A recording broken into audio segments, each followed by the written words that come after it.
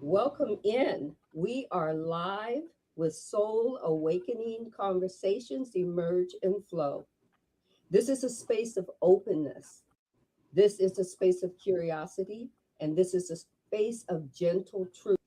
How each person takes their spiritual awakening that becomes their belief system, that eventually becomes their truth, and how they use it in their everyday life in service to themselves and in service to others, if they so choose.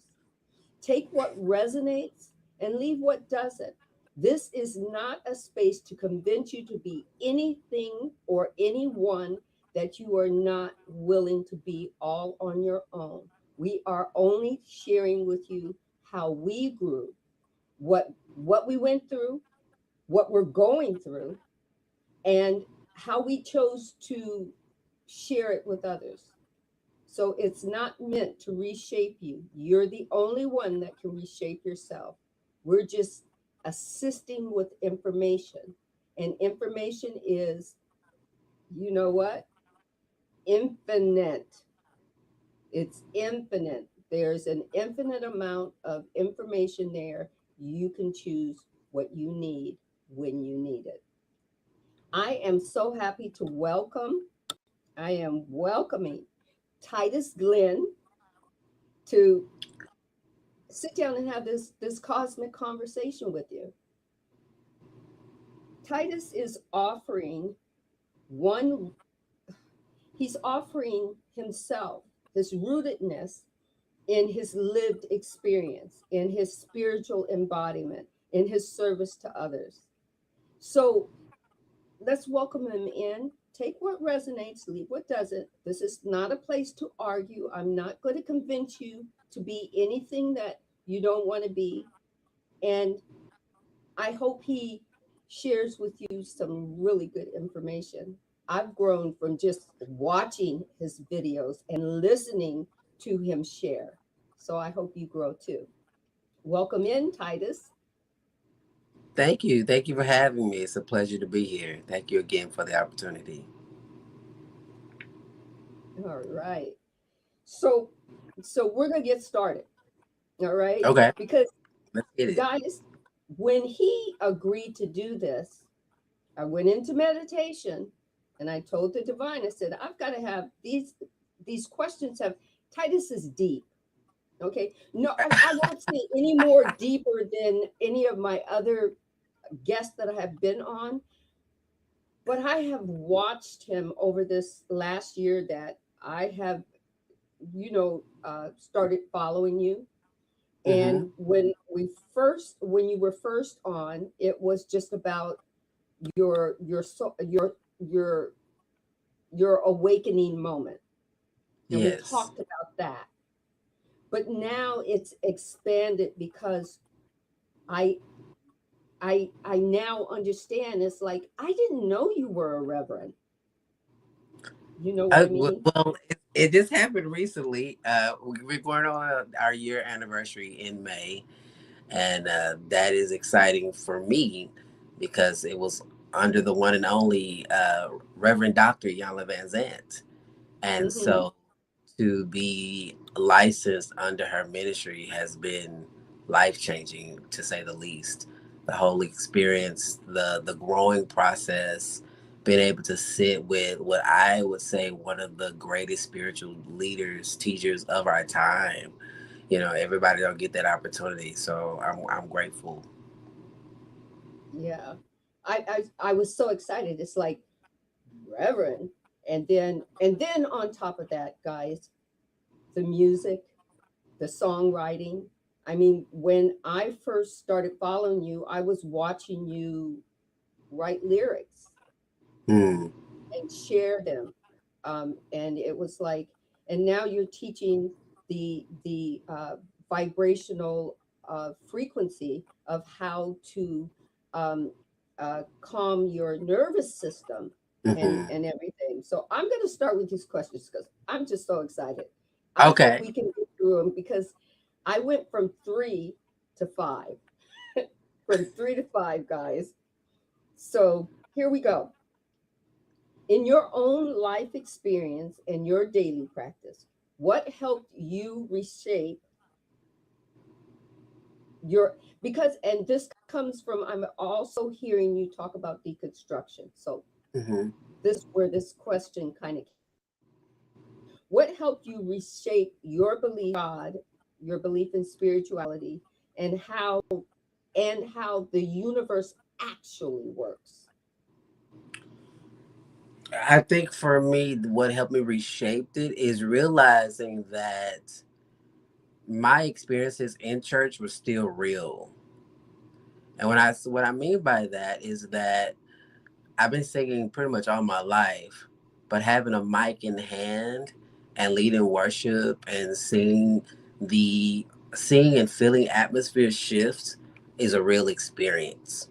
Okay. And so, um, really deconstructing what that was all about really has pushed me to study uh, study music, study what the presence of the Lord is from a scientific point of view. So, really, to answer your question, what really pushed me down this thought pattern was God, source creator, divine intelligence. What was that experience about? Because to lead people in worship, prophesy, speak in tongues, and not just do it, but to have moments to where you see things come to pass. There's been prophetic utterances that I have given to people that I have seen manifest. And for me, I could not just throw it all away because I've seen some things. I've had some experiences. So Right. to answer your question, really being more curious about what it was that caused it to happen, how to create those moments, and to even have conversation with those that are unpacking the journey for themselves, because it really can be triggering and daunting when you have experienced God in this churchy way, but then what do you do with all that experience when you are spiritual or still want a connection with God, but don't really know how to uh, connect what your experience is now with what it was then? Yeah. And and like I've told a few people, I started this, I think, from the moment I came out my mother's womb, uh, asking, embodying these embodying questions. I didn't know at that time, being so young and asking all these questions every time someone would talk about the I guess uh, origin nature of Adam and Eve, because Mhm. I grew up Baptist. Okay, Okay. so, and Northern Baptist, very different from Southern Baptist. For sure. A little more lenient, but not really. For sure. They had their strictness in their own way, and Hmm. so I was always this kid that drove all the adults that were in church crazy, because I was always asking questions when things just didn't seem right to me. Okay. I would ask. And of course, they would send me home with a little note pinned on me. You know, and take care of your daughter. She's disruptive. And my mom would always go, okay, what question did you ask now? Mm. And I would sit there at our kitchen table, and I would say, well, I asked this because it just didn't seem right. And if she didn't have an answer, she would say, go back and ask again. She would give Mm. me permission. Oh, you annoyed them, go annoy them some more, because that's a legitimate question. So So for sure. I think I think as a kid, I've always been deconstructing. Mm.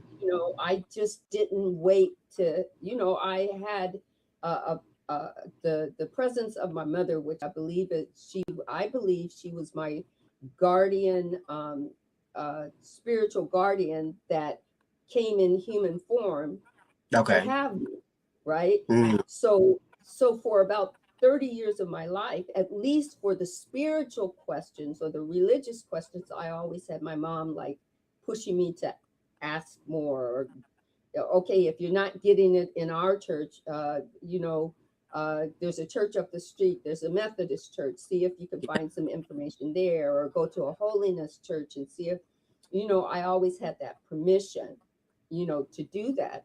So I think now that I think or listen to how difficult some people are talking about their deconstruction is, I go, oh, I didn't know it's that difficult, because because they've been sitting there longer than maybe I had, Hmm. and nobody gave them a choice to keep asking. Yeah, I think it can be difficult just because when you start asking the questions, not everybody's willing to answer, or they don't have an answer. So I think we've discussed this from the last shows, that is a blessing that your mom was able to hold that space for you, because from my experience, when you start asking questions about God and heaven, hell, start opening up dialogue around what Jesus really meant, did he really say this? And even last year, one of the biggest things that I discovered is that the gospels are anonymous. But who knows that? Who knows that in regular church? Even last night, I was talking to a guy I just met, and we were just having a conversation around most preachers, pastors don't even know the history of the Bible, but yet they start Right. churches because I'll say in our culture, once you feel called by God, you can go sit under somebody for a couple of years, and then they'll release you to start your own church, but you don't even have any knowledge of the Bible in itself or where it came from. A lot of Christians don't even know, especially African Americans. I think this is really big. Like, they don't know that the Bible that we were given, like, we weren't even considered to be human in some of these time frames. So to have this gospel uh, to be preached to us, and for us to hold on to it, is diabolical in my opinion. And that might be too harsh for a word, but it's like we were not, especially like King James, we were in slavery. Like, so you have a Right. gospel that is being moved throughout the world for uh, people who are in slavery, can't really be free on their own, not free to worship privately, but yet we are being preached to from this Bible that we were not even giving or privy to even have questions about. And I think that in itself has not left a lot of our Black culture. I've Hmm. heard somebody say that Black people hate everything about slavery except Christianity. And I found that very interesting. And I'm not saying that you have to hate your faith, but I think a lot of people have been afraid to question that faith because of what it has brought to them. And there is a certain the word prestige that comes with being a Christian. It's like you get certain privileges for now, in a way, if you say Right. that you believe in God and that Jesus saved your life, and it's like the medal to keep to have. Yeah, because I think one is because my mom passed away when I was about 30-ish, 31, 32. My children were still were in preteen stage, and like I said, she was the kind of like the wings behind me that Hmm. let me keep asking those questions. So by the time I got to my 30s and she passed away, and I was still looking for, I think at that point, a church home, Mm. right?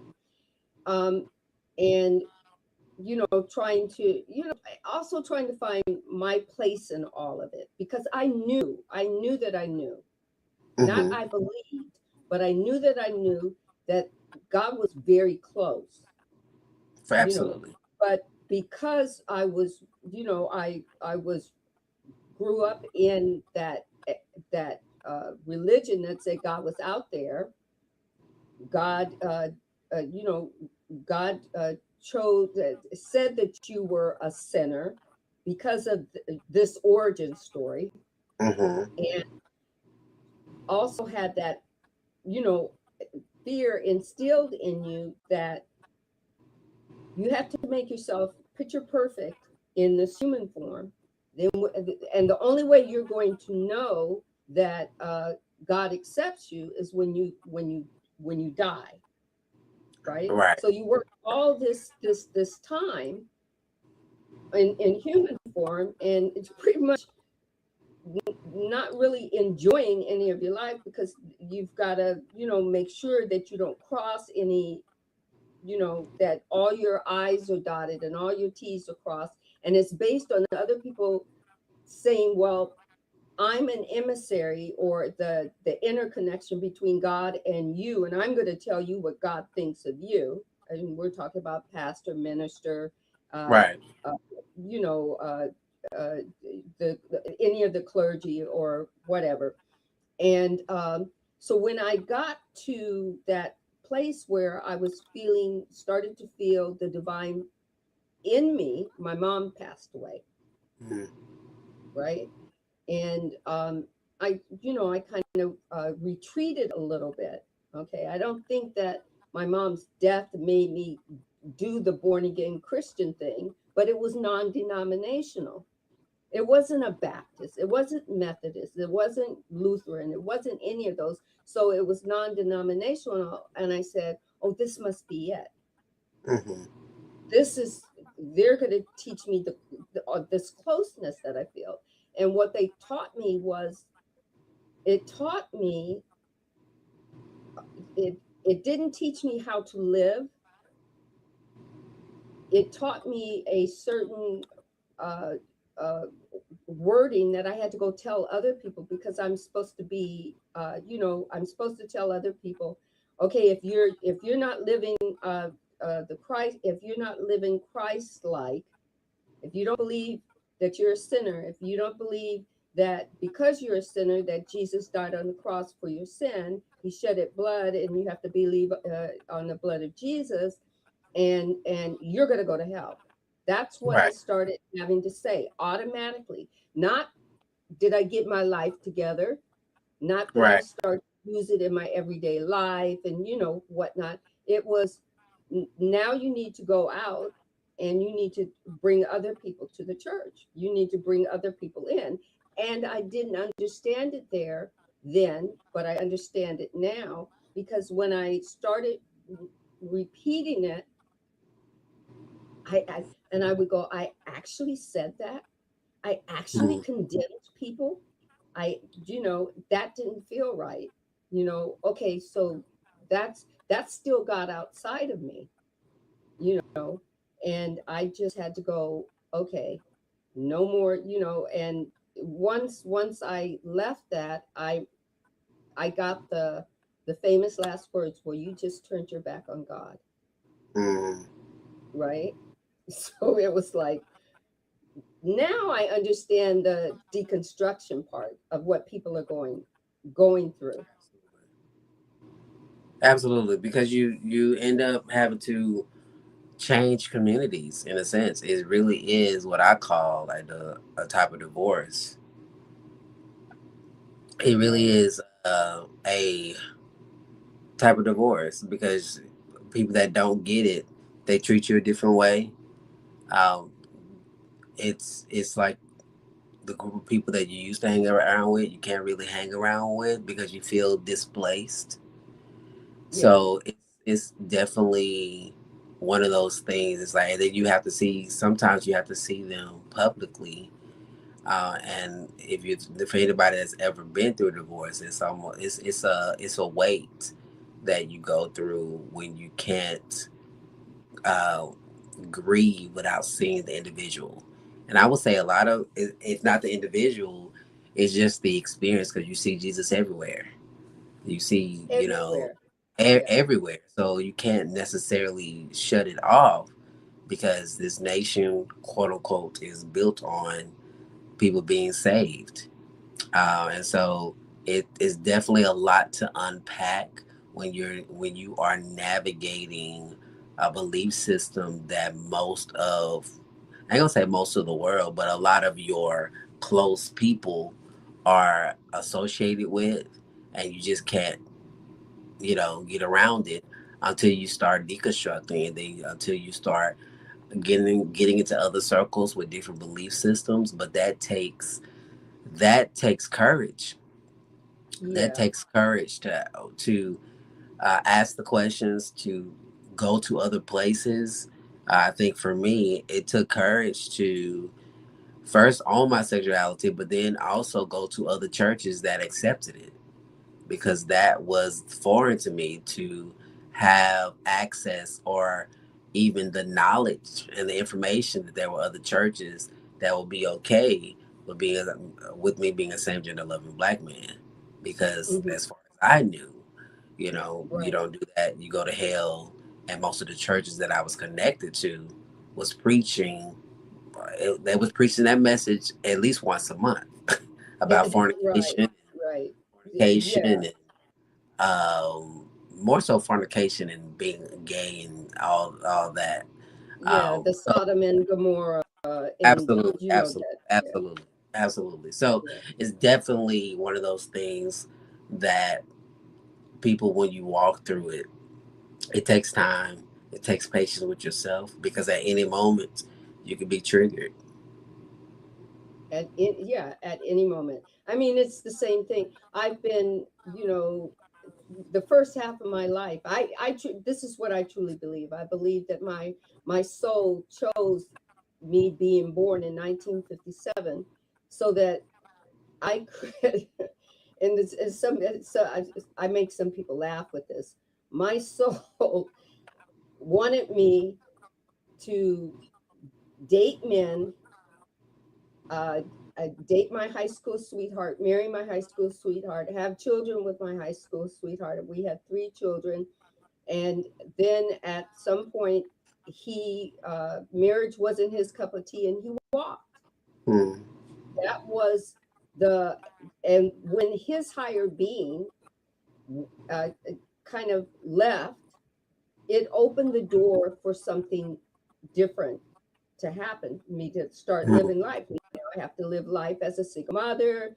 The church was telling me you need to go marry, get get another, get a good Christian man, because you'll never be able to raise your kids by yourself. That's not a given. Your kids are gonna, you won't be able to hold family together. I mean, all of these things, and this is, there's no support there, right? Plus, Right. my ex-husband was not a Baptist.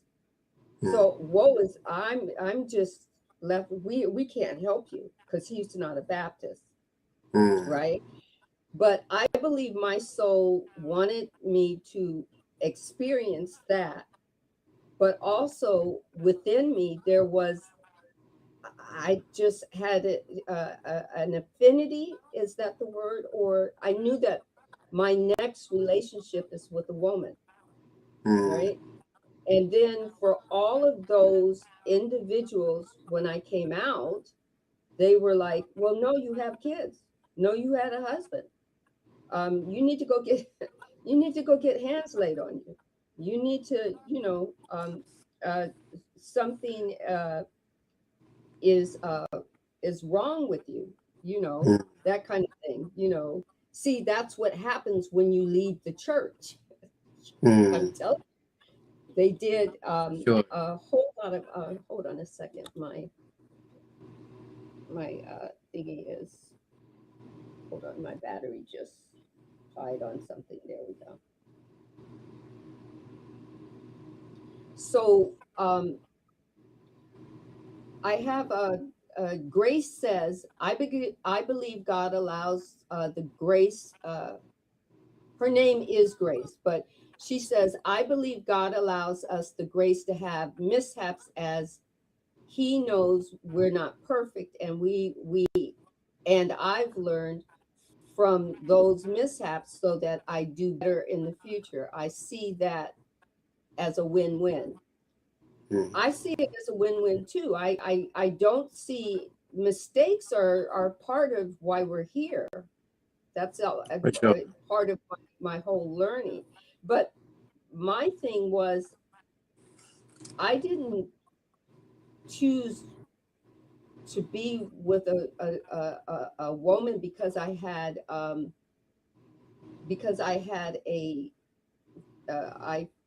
was dis I discombobulated from my ex. He just left. It was just a, matter of fact, we're really good friends now Mm, because I learned to surrender and just let it be, and that opened me up for when he decided he wanted to have an apology, and I could say, yeah, I get it. I understand how energy moves. I understand that if it was not for you, things we would not be the way we are now. mm. There wouldn't have been energy and room to or doors to open for me if you had not if he hadn't said, well, marriage isn't what I thought it was going to be. We were 21 when we got married. Understood. We were babies. We The were, ba- yeah, my mother was trying to, and his mother was trying to convince us, well, wait a little bit. Why don't you wait till you finish college? Why don't you wait till yeah. you do this? And no, we were just stubborn. We knew it all, right? That kind of thing. So actually, you have answered the second question with the first question. Okay. So, and the second question was, you support people in deconstructing belief systems that have kept them in fear and victim consciousness. From your experience, what shifts internally when someone begins to reclaim personal responsibility and or personal sovereignty? Do you want Oh, to add that's really anything to good. that? I would add, I mean, what shifts, I would say, is your willingness to discover that you can trust yourself. And I say that because when you are deconstructing, you have to start to lean in to what do I believe? And that takes self awareness and self trust. And so when you're navigating through your own questions, relying on somebody else's knowledge for your internal compass has to be demolished. Right. And you have to really learn to go with, especially what I like what Grace said, like you have to go with what feels true for you. And a lot of people don't have access to what feels true for them right off because they have given a lot of that over to what the Bible says, what my mama's saying, what the pastor says. And you have to, that compass has to shift to, okay, they said it, but what do I feel about it? And sometimes that takes you having your own experience with it before Hmm. you can decide what it is that you actually believe about it.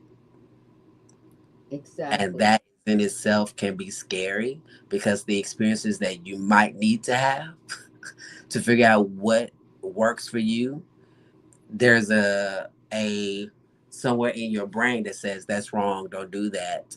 And so some of your experiences come with the fight because you have not given yourself an opportunity to be open to say, let me just try and see if this is even for me.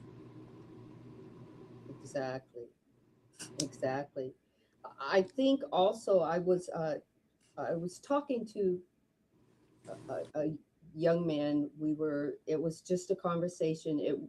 It didn't start out to, it was just a hello, how are you? And then, oh, you've got a really nice smile. I think he was trying to hit on me. He was, and I'm talking young man. So I have to say, oh, thank you very much. But you're 25 and I'm 67. Thank you very much. But it started to be, um, he asked a question. He said, can I ask you a question? And I said, sure. I don't know if I'll give you an answer, but go ahead and ask. He says, Mm. are you, it might seem like it's strange. Are you afraid to believe in God? And I never heard it posed like that. And I Mm. told him, I said, I never heard anyone pose the question. I've usually heard people say, do you believe in God? He says, well, for me, I find it perplexing because I'm trying to find God, but when I'm asking people, just random people, they're afraid to tell me where they where they for them. I said, well, Mm. maybe you might want to think about asking the question a different way. But no, Okay. I don't fear. But then I answered his question. I said, but I'm going to answer your question as best I can. I don't fear finding God. What I think most people fear is they fear the origin story of the God they find. Mm. It might not be for their highest and greatest good. And when I answered that, for him, it was like, oh, that's an answer for me too. Mm. Because I think in deconstructing as my adult self, I hadn't got to that point because when my mom died, I think everything got um, buried in a little deep hole. Mm. When we laid her to rest, I think that got laid to rest with me because I'm going, okay, now I just got to really focus on how I'm going to keep raising my kids, single kids. They're all becoming teenagers. Oh my god, my mom's gone, and she was kind of like the one that was kind of the wings, behind me. Yeah, How am I going to do for this? sure. you know And I thought about it. She gave me permission to ask all the questions that would keep me uh, not searching for God outside of myself, but gave me permission to search for God within myself. And when she kind of left, I don't think there was anybody there to protect me from all those people who want to suck me back into where I came from. Mm. Not where I came from, all the hurdles that I had jumped over, getting away from that wasn't for my highest and greatest good. I just didn't know how to protect myself from that. So I told him, I said, I just, I think that you don't have to do anything. I think that you can seek God from within, but you have to find out from which part of within that you need to seek it from. For sure. Do you think, and this is not a question here, but if you were to answer his question the way he asked it, are you afraid to seek God? How would you answer that for him or for yourself to him? I would say I don't think I'm afraid to find out who God is. I think that for me right now the question is finding out who I really am.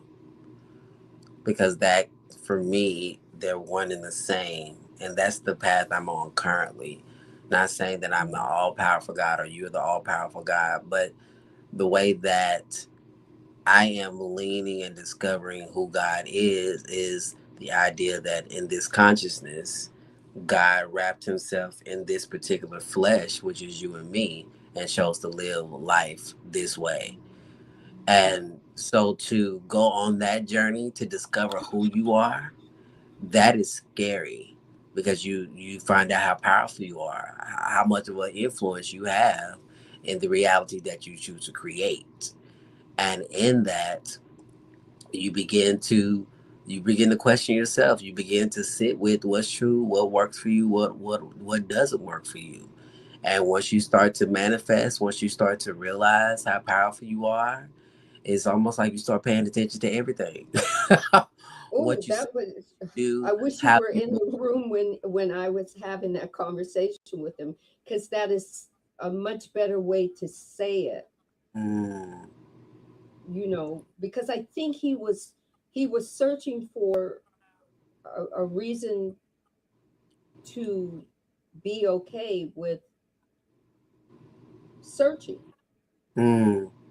But that's the thing. I think for me, is like, because we're human beings, we thrive off connection, and that's for me why the fight is to control connection with people in God is really, if you control that connection. I was reading somewhere, if you control that connection, you are pretty much in power.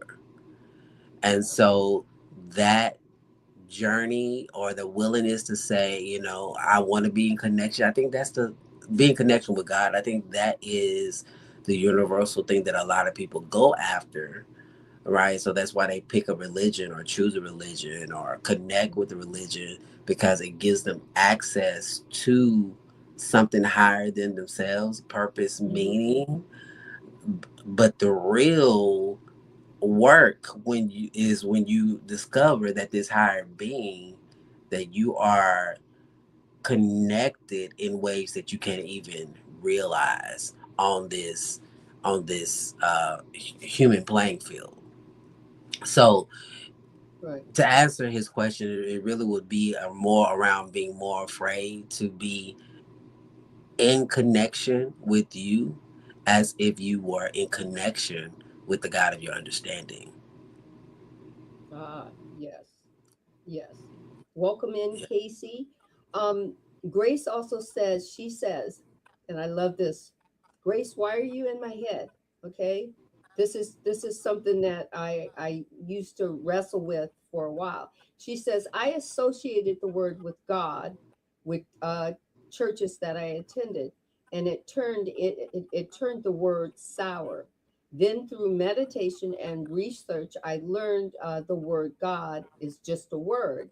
Mhm. It still falls under the universe and unity. I And love that. this is the same thing. It's like God for me had turned into a word that man was using for themselves. For That sure. so for me it was, and that's why I was asking so many questions, especially as a teenager, because I would hear God is this, and I would watch the the pastor sweat till he was wringing wet with a sermon, and at the end of it feel empty, Mm, while everybody else was praising and whatnot. I was kind of going, what?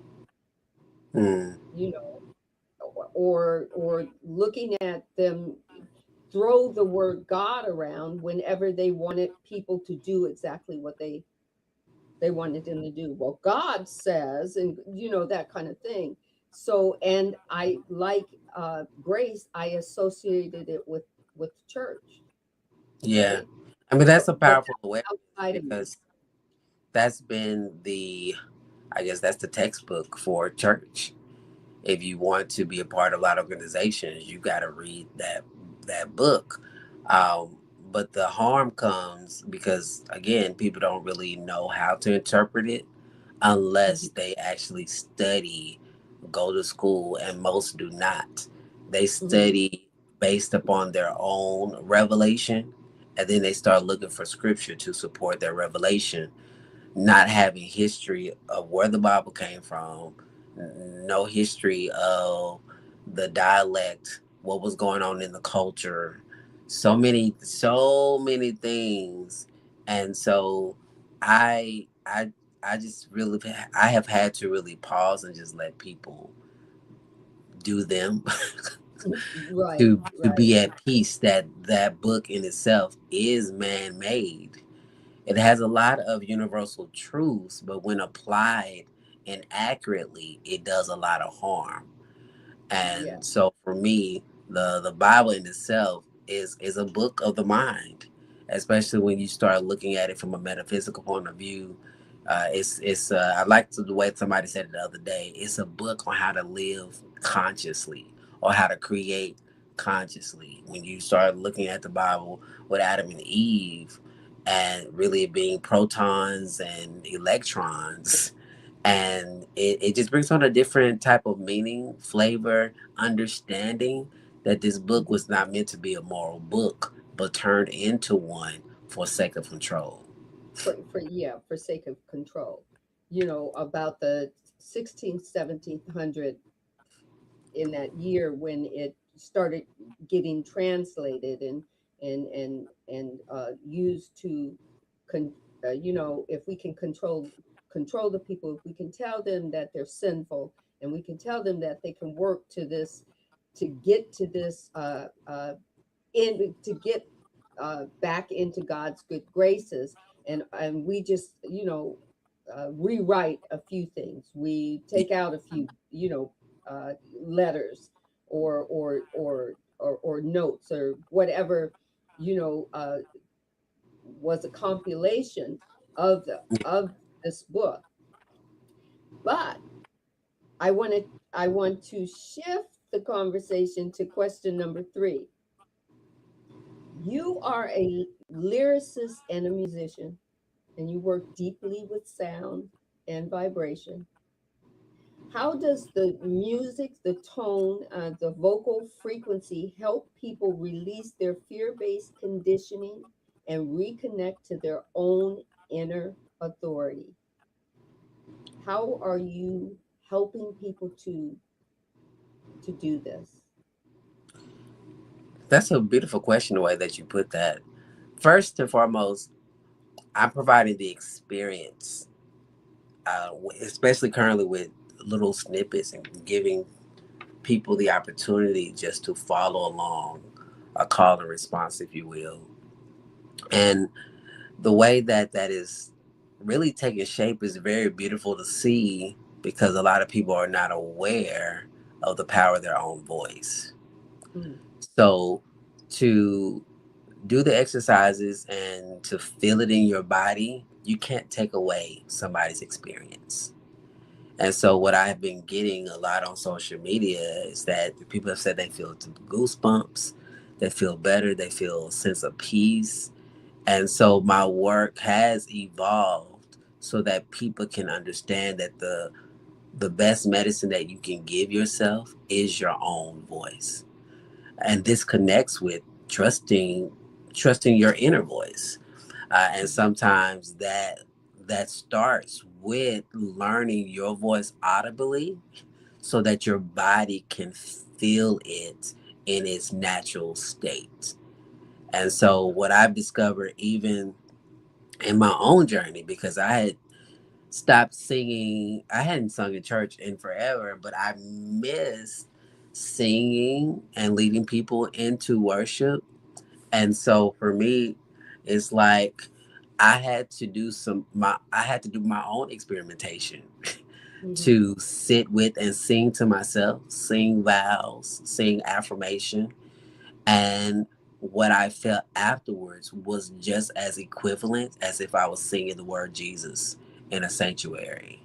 okay. And I think for me, this connects to the scripture. The scripture is coming up even now, that God, source creator, understands your moans and groans. And Mhm, so being able to give people opportunity to sing ah or oh or all these yeah, things that we have really never connected until, recently science is starting to connect everything more and more. It's right. more so giving people that, again, that opportunity to say, you know what, I felt something when I did that. What is that all about? And so um, I am leaning more so into the research with how it's connected to chakras. And the biggest thing for me is understanding that music is spiritual. It's so spiritual beyond words, and it goes beyond words because when you start to connect on a scientific level, that music goes past your frontal lobe, which is where you think with logic. So to have this information is really life changing for me because it also supports in the work that it takes to deconstruct, because there's layers that we gravitated to on the dogma in Christian songs, because it literally went past our logic and into our amygdala where the flight, fright, freeze zones are. And so what I am embarking upon is giving and creating opportunity for people to experience their voice, and then replace the harmful lyrics with words affirmation that can rewire your brain so that you can trust yourself and that you can trust your voice. Yeah, because when I used to, now I was mesmerized because both my mother and my grandmother sang in the choir. Okay. Okay. Okay. So, and I think, I think my mother and my grandmother just solely went to church just to be in the choir because they had phenomenal voices. Okay. And Okay. they were these women that were my grandmother at 70 something had a live-in boyfriend and the whole thing. So she was not the Baptist woman that you would think she would be. You know what I mean? But Mm-hmm. anyway, I that just makes me laugh when I think about it. But so I would be mesmerized with both my grandmother would be at 8 o'clock service, and I would be mesmerized with the choir as they would come marching into the sanctuary, For sure. for sure, and to the march of the music and everything, and to their voices. Yes, the octave, and like Leah's, she's got musical notes there in the comments. The musical notes, but as soon as the words started, Titus, it brought me down Mm. because they were talking about how you were a wretch and how you needed to, Lord, come save me, and it was like, what, Yeah. and yeah, and the same thing with my mom. She would do 11 o'clock service, and they come marching in, and it would be high stepping, and a little Sure. bit of dancing, and the music. But as soon as the lyrics came into it, nothing against the choir itself, but just listening to those words, it was not something. I didn't know the word then that I was searching for, but it wasn't something that I wanted to embody me with. For It sure. was, For sure. yeah. Yeah, and that's part of my awareness now. When I even go to listen to gospel music, a lot of the gospel music I have to reword metaphysically in order Hmm. to really sit with, because I understand the power of music and I understand how music affects the brain. And in order for me to feel and be aware, let me say now, I don't want to say feel, but be more aware that I am already whole, some of the work has been deconstructing and rewriting lyrics and rewriting. I ain't gonna say I can't rewrite the gospel songs, but I can hold space to reimagine what some of these songs would sound like if they were written from a metaphysical point of view versus a dogmatic approach. And I found some very, very powerful things that have come up when you go back and unpack some of these gospel songs that are very dogmatic. Right. So, because the music is very powerful when you get into just vibrations and harmonics.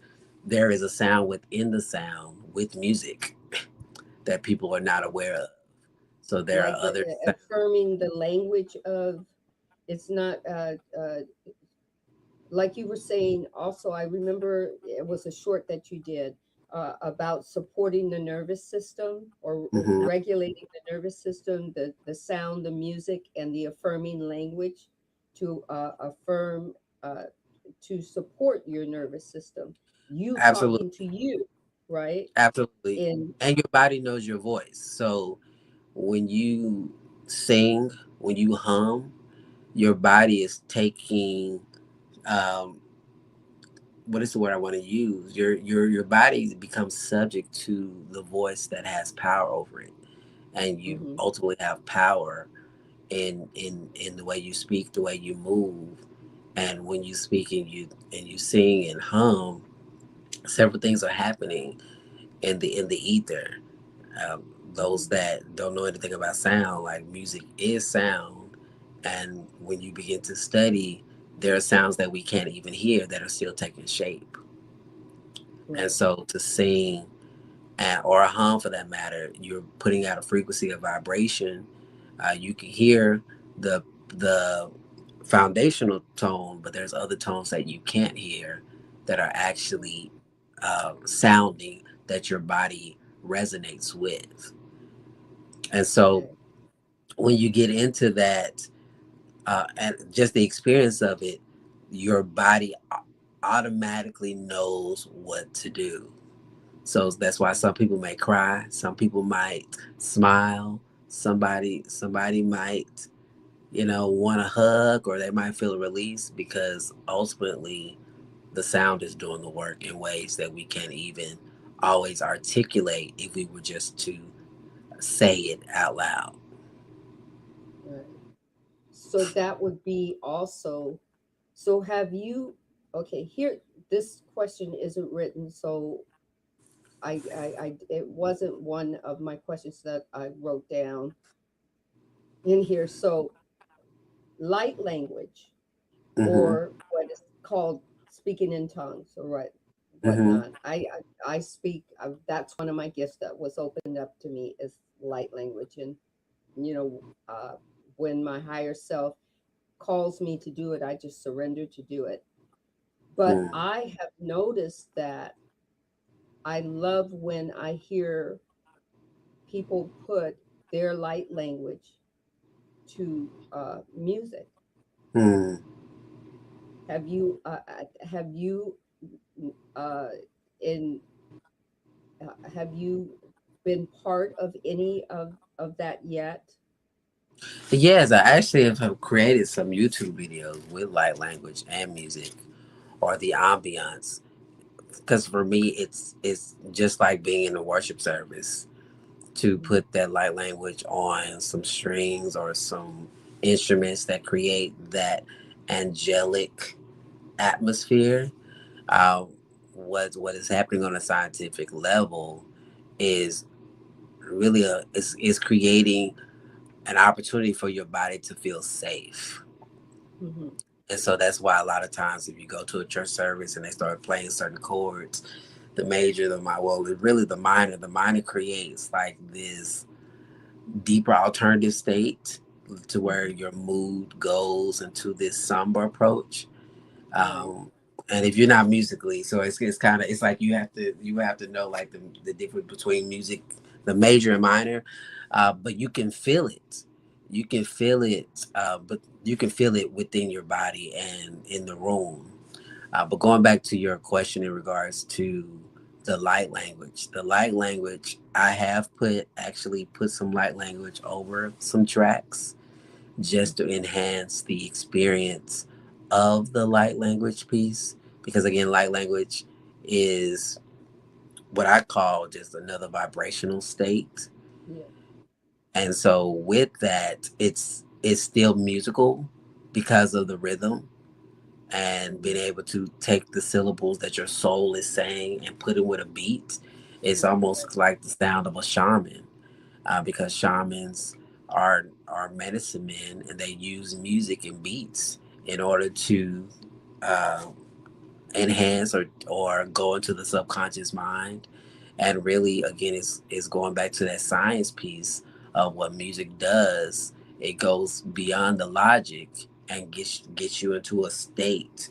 And that's really what one of the things that I'm really working on is to bring the conversation to the table, that the presence of the Lord is not inviting this being outside of us, but is really our body's way of changing states Yeah. so that we can get into a place of hearing what our soul wants to say, to see the visions, to see the dreams, to believe. Because ultimately, when we are in worship, this confidence that we have in God is actually confidence that we built within ourselves, just the trust that all things are going to work out. And so, Exactly. in order to support this conversation as people are leaving religion, changing religions, I think it's really going to be a big conversation to have, that this presence of the Lord is not about uh, paying homage to this deity outside of us, but creating a frequency that we alter our own state so that we can trust the voice that we're hearing or feeling within. I also think also that when a lot of people are deconstructing and going and learning, because sometimes it's a process. It's unlearning one thing and Mm-hmm. then learning, then going within yourself and learning more about yourself. And Mm. also that you don't have to replace one thing with another. Yes, That absolutely. it's okay to go within and start building from within and not having to go replace it. Like for me, it was I replaced, the Baptist background. I replaced it with the born again background, Mm-hmm. even though it's non-denominational. But it was Mm-hmm. like it just it I replaced it. I Mm-hmm. didn't I didn't I didn't go within.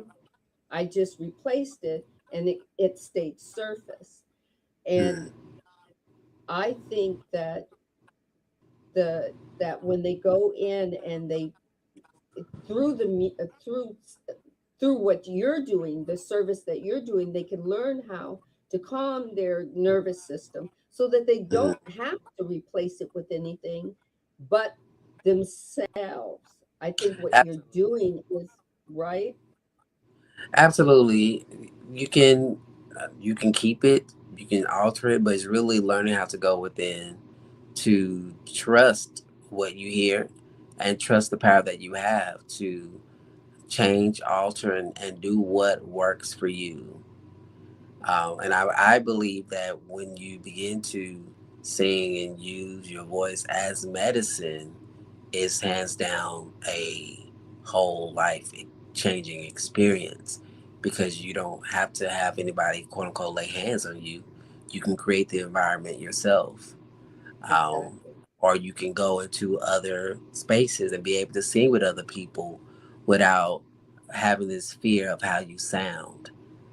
Yeah. So, yeah, it's definitely a beautiful experience to have, to be able to sing, create this sound within yourself so that your nervous system is calm, and so that you can move throughout the world without feeling anxious all the time or feeling irritable all the time. You legit have something that you can do to calm you down, and put you in a space to be able to deal with life, period, point blank.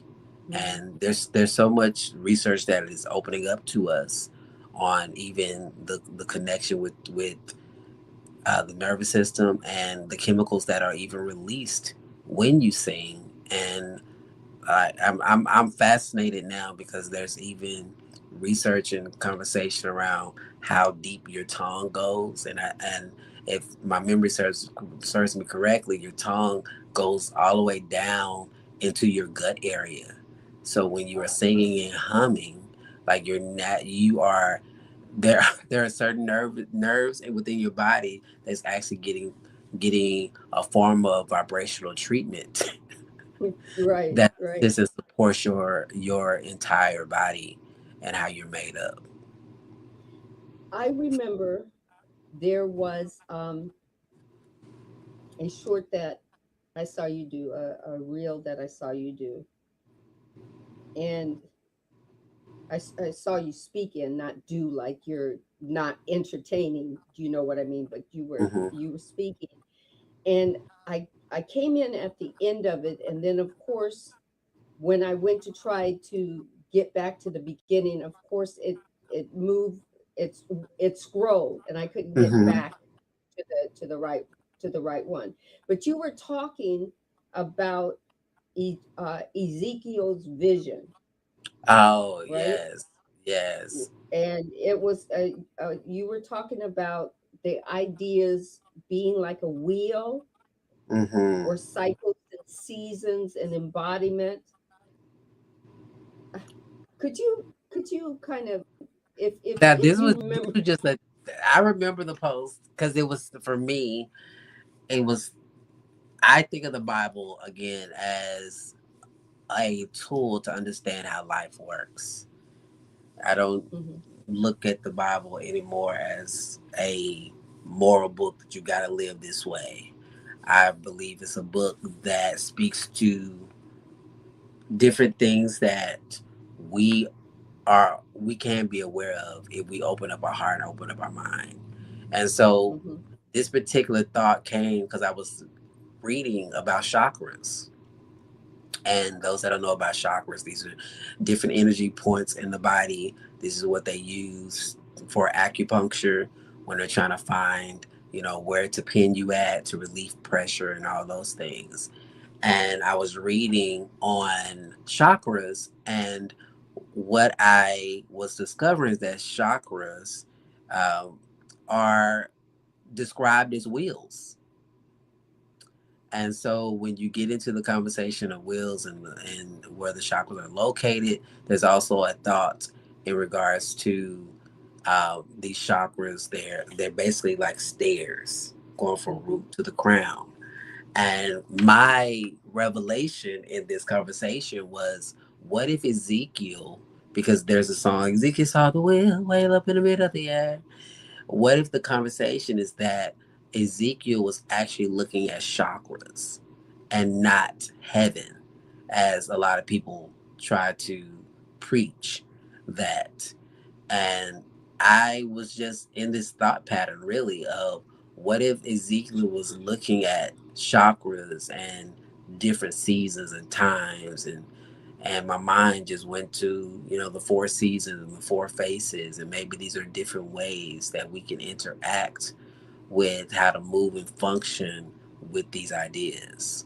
Right, right. Yeah, and I was like, oh, this is so interesting. Then when I went to look at it, because I had to go back to your page, and I'm going, which one was that? And I'm going, Instagram doesn't really put, it doesn't really catalog our lives as Yeah, videos, yeah. And this easily actually enough. wasn't a video. It wasn't a video, so that's probably where you have to go back. It was a picture of a human body with the different colors of the chakras. Oh, okay. So, Yes. okay, I'll have to look for that again, because it was like, oh man, I, and it was because I must have touched it, or I remember my dog trying to get my attention, and when Mhm. he hit the phone, I touched something, and I'm going, no, that kind of thing, kind of like one of those kind of things. But Yeah. it was the now I understand it, at least, that the symbols of these chakras have a vibrational uh, a vibrational hertz to it in our Absolutely. body. Absolutely. Each chakra is Yeah. connected to a certain sound, a certain key.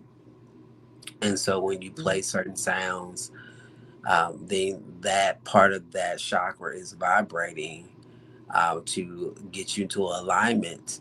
And they use this to with tuning forks for back Mm-hmm. pain, for uh, removing the pain from like nerves that are pitching up.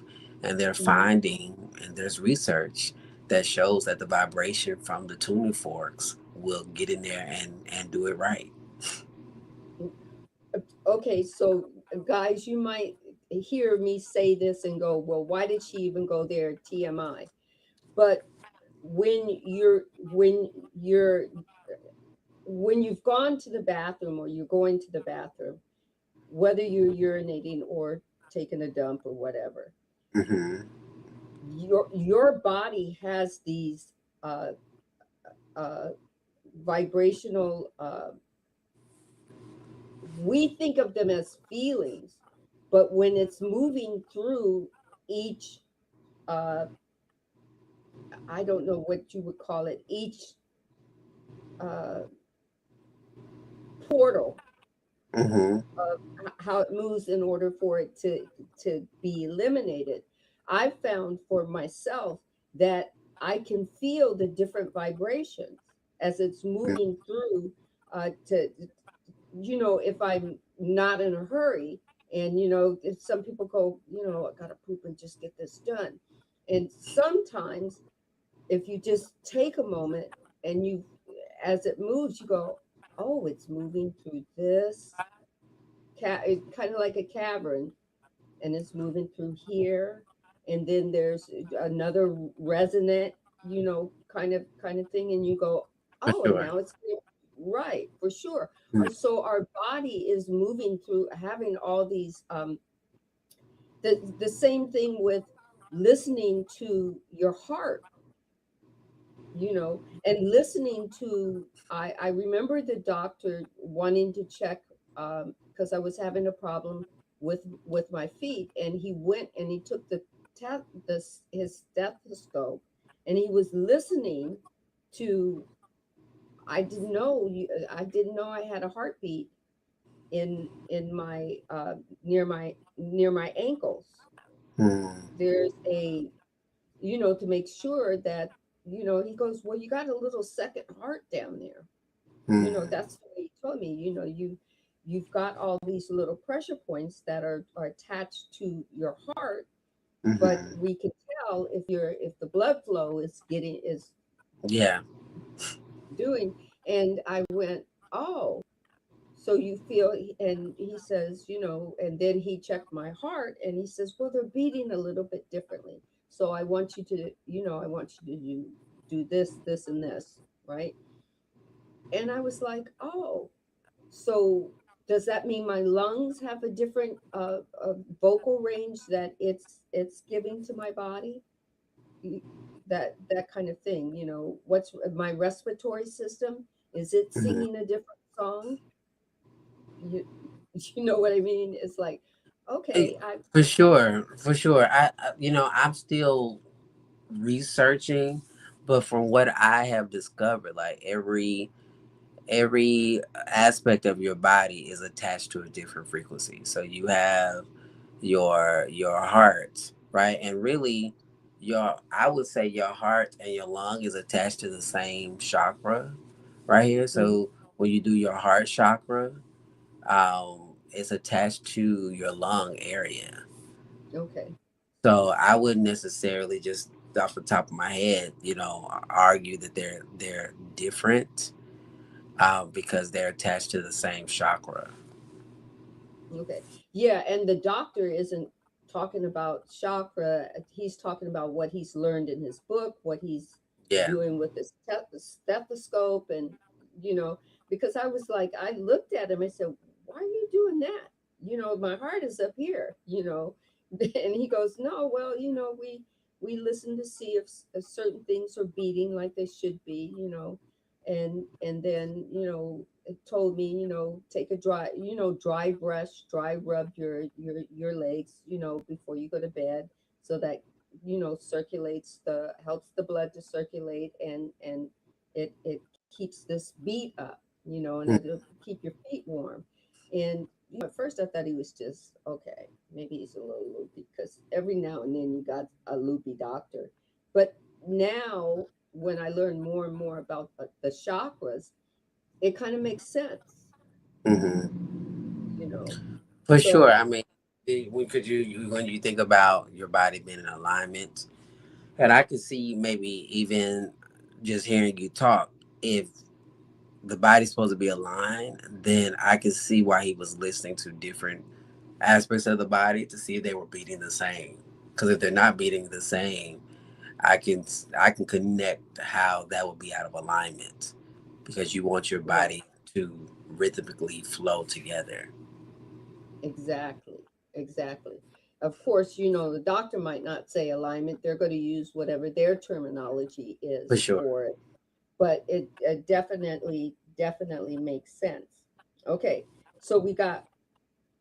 Do you have enough time still? I Because got we're about at 5 minutes. 5 minutes. Okay.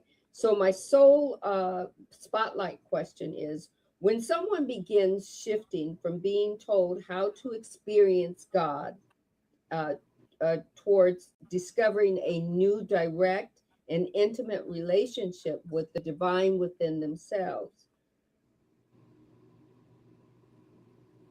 from your lived experience, how can you how can you help them understand their that transition? How From my lived experience, I would say it really takes conversation, honest conversation.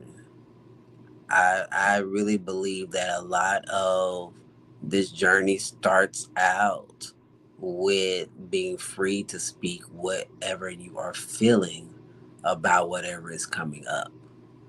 Because everybody's journey, they might be similar, but it won't be the same. Like, how are you navigating, relationship with what you feel about yourself while you're navigating family? Everybody's experience is not the same. Or, some people are able to leave church and be okay. Some people are not. yeah, And so the way that I assist and support is really pinpointing where they are struggling as they're starting to ask the questions. okay, okay, And if they have those questions, then we unpack those questions, or we hold space to answer or not answer, depending on the individual. But I would say it's really creating that safe place to say, you know what, I am having this experience, and I just need to talk. Or I need to be with somebody that understands. Because sometimes you can't even find the words. Sometimes it's just being in the room with somebody that makes you feel safe enough to just be with whatever it is. right, right. And with him saying that, this is why this my room is this way, for you to be safe to ask a question, for you to be safe to come as you are. I remember when I was in church, guys, I I I got the chance to sit in the back pew or whatever they call it, in back of the church, where the nurses sat and whatnot. I remember a homeless man coming in, and he sat in the back. And when it was time for the at the end of the church, they would call people that wanted to come to the Lord up to the front, so that they could, you know, give their dedicate their life to whatnot, whatever the little what my uncles would go rigmarole was, right? This guy got up, and he was going to walk up to the front. He had a torn shirt. He had pants that were that didn't go all the way down to his. They were they went down to maybe his ankles, and the it was the pants were dirty, and he had no shoes, mm, and they would not let him go to the front, mm, right? And I was sitting there, church had ended, everybody was walking out. I was waiting for, my mother to come out of service, take off her robe and everything, so she was in the back. And I was listening to the deacons, not even the minister, but the deacons, who were telling him, well, the next time you come, you have to have a pair of shoes, and you have to have a clean outfit. oh wow. So so then, of course, this little girl was going, well, you just lied. The minister just lied, because he says, come as you are. Mm, God says, come as you are. But you didn't let this guy go up mm, and give his life to God. yeah. You wanted this guy who was homeless to come clean, Mm, to have a pair of shoes. Maybe he didn't have a pair of shoes. I was really confused, mm, right?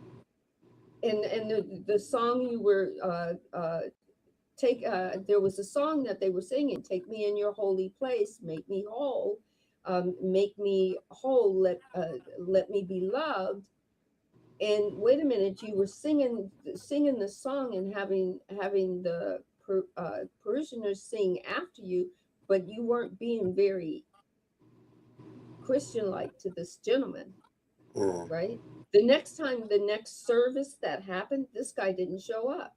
What mm, would To me, I was going, what if that was his moment, mm, that he was called to be, quote unquote, saved, and have a different life, or something changing him, that human beings said, you can't go up there.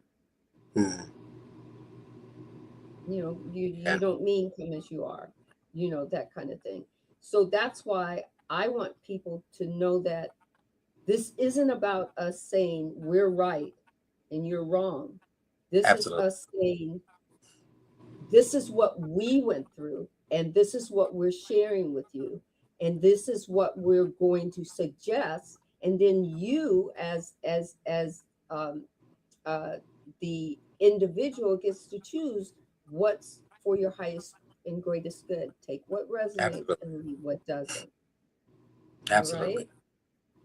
So I want to thank you for being part of this soul conversation. I want to thank you for being part of this emerge and flow.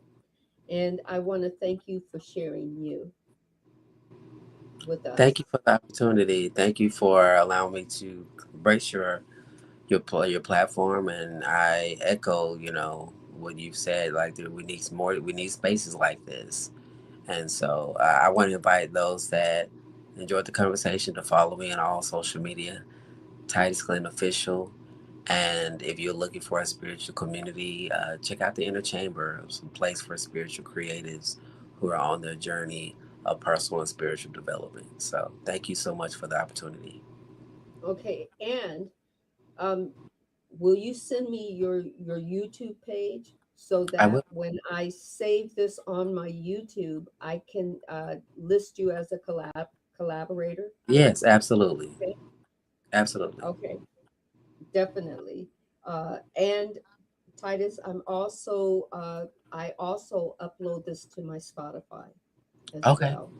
My Amazing. Spotify pod, podcast as well, just to let you know. I let everybody know, just in case some people don't want to be on Spotify. I totally Under- understand. Yeah. Understood. Thank you so much. So everyone, thank you. Thank you, Leah. Thank you, Casey. Thank you, Grace. Thank you for putting your comments in there. And for anybody that sees this in replay, take what resonates and leave what doesn't.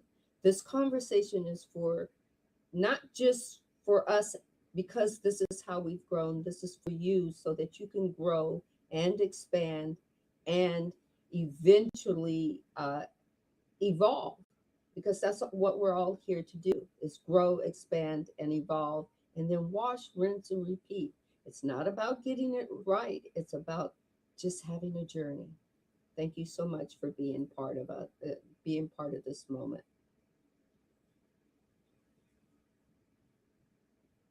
So, any last words, uh, Titus? Because I'm going to end the streams. No last words. Just speaking blessings to everybody. All right. One love, peace, and blessings to all.